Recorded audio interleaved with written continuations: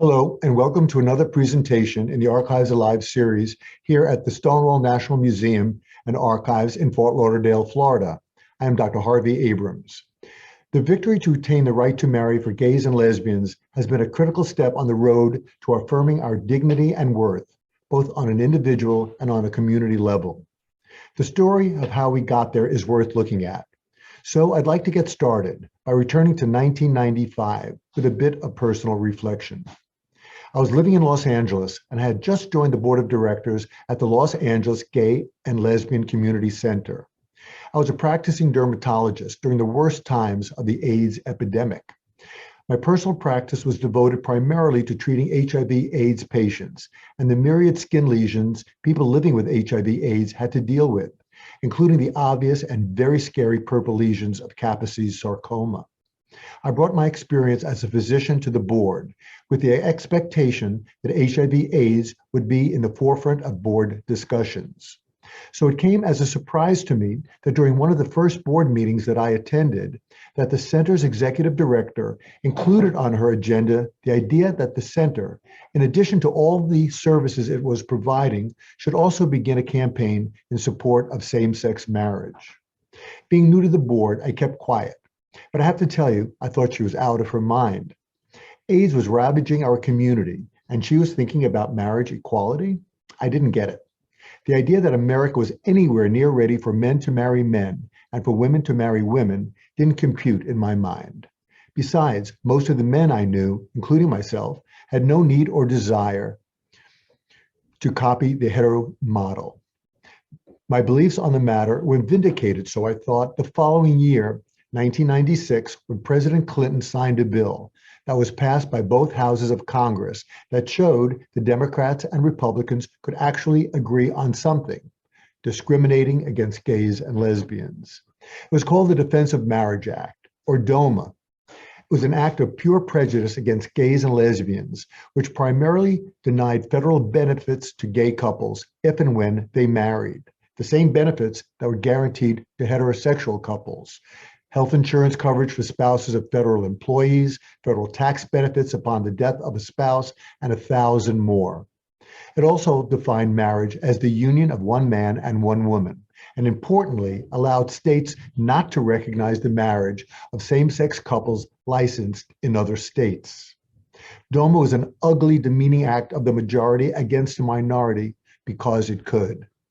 Almost from the minute President Clinton signed DOMA, it served as a lightning rod for many LGBT activists and reformers to coalesce to fight for its repeal.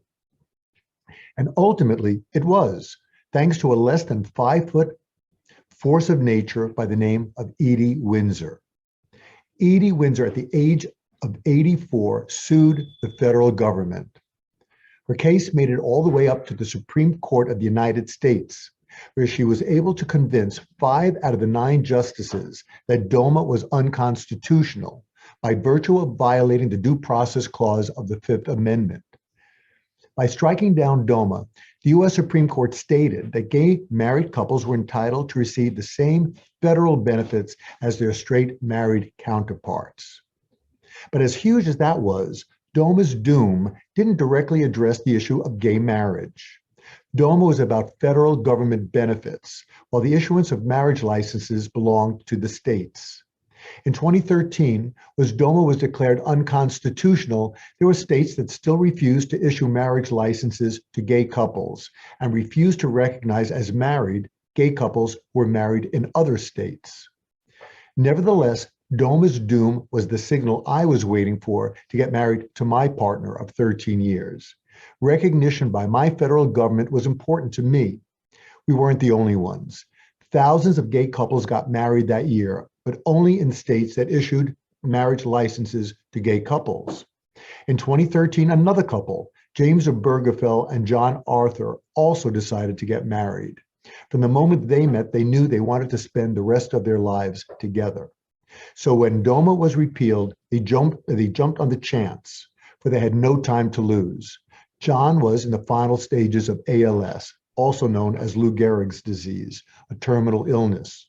But Ohio, their home state, was one of the states that didn't issue marriage licenses to gay couples. With John's health deteriorating rapidly, they flew to Maryland and got married there, a marriage not recognized by Ohio. They understood that John had just a short time to live and that upon his death, the state of Ohio would list John as single on his death certificate, while the line for the name of spouse would be left blank. Recognition of their 21 years of loving devotion would be denied. Rather than letting Ohio dictate the terms of their relationship, they decided to fight. They proactively filed a suit in Ohio District Court seeking recognition of their marriage on John's death certificate when the time came. The judge granted that request, and when John died several months later at the age of 47, his death certificate listed him as married and James Obergefell as his spouse. But as history reveals, it didn't stop there. The state of Ohio, even after John's death, refused to give James and John's marriage any modicum of dignity and appealed the lower court ruling with the aim of erasing James Obergefell's name from John's death certificate. By this time, there was actually good reason to believe that they could win, as a series of same-sex marriage bans had already been struck down by federal courts in many states. But James Obergefell and John Arthur weren't so lucky. As hard as it is to believe, the Ohio's appellate court upheld Ohio's right not to recognize James Obergefell as John Arthur's spouse on John's death certificate. But Ohio's victory and cause for celebration were premature, for the state of Ohio underestimated James Obergefell. For by this time, he was no longer satisfied with just the matter of John's death certificate. He upped his sights and decided to fight for equal access to marriage for gay couples on a par with straight couples in every corner of the United States. He got his case before the U.S. Supreme Court, which consolidated 4 same-sex marriage cases into one, with James Obergefell as the named plaintiff. During oral arguments, the strategy of Obergefell's attorneys was clear. They would show that they were not attempting to change the Constitution in any way, nor were they seeking any new or special rights that would allow same-sex couples to marry. That would be the argument of the opposition, that gays were molding the Constitution to fit its gay agenda. No, Obergefell and his cohorts in this suit were simply seeking to have the Constitution of the United States apply to them equally as it did to straight couples in accordance with the Equal Protections Clause of the 14th Amendment. After both sides finished their arguments, the justices deliberated. June 26, 2015 was set as the date the court would announce its decision. Tensions were running high.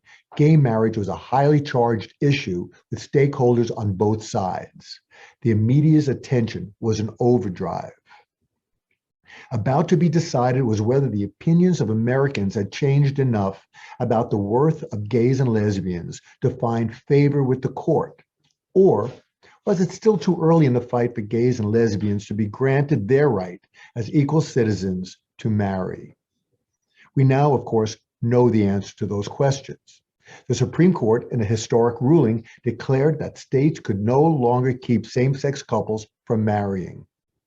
The ruling was decided by a slim 5-4 vote, but affirmed that the Constitution of the United States protected the right for same-sex couples to marry. Gay couples seeking to codify their love no longer had to be satisfied with the less desirable and lesser status designation of civil union.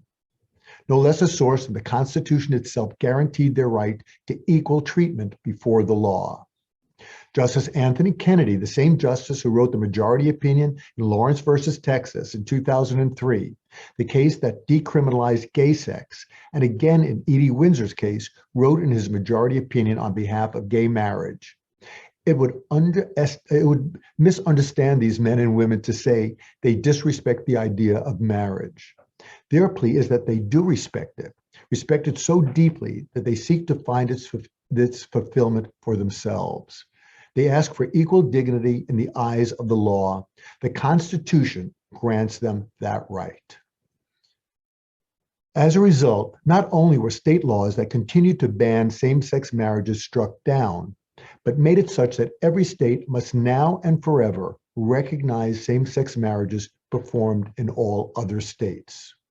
Upon hearing the verdict, James Obergefell said, "Friday's ruling affirms what millions across the country already know to be true in their hearts.